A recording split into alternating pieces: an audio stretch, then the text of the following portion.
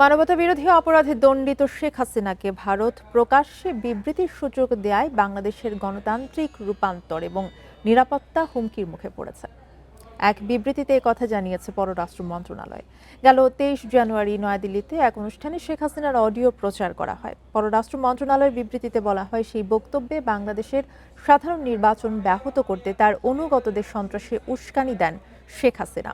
পলাতক আওয়ামী লীগ সভাপতি প্রকাশ্যে বাংলাদেশ সরকারকে অপসারণের আহ্বানও জানান তাতে।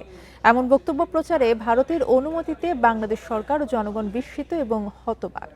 বিবৃতিতে প্রত্যর্পণ চুক্তি মেনে শেখ হাসিনাকে হস্তান্তরের বাধ্যবাধকতা পূরণ না করায় ঢাকা দুঃখিত বলেও উল্লেখ করা হয়। তারা আরও বলা হয়, নির্বাচন ঘিরে সহিংসতা এবং সন্ত্রাসী ষড়যন্ত্র ঠেকাতে যথাযথ ব্যবস্থা নেবে সরকার।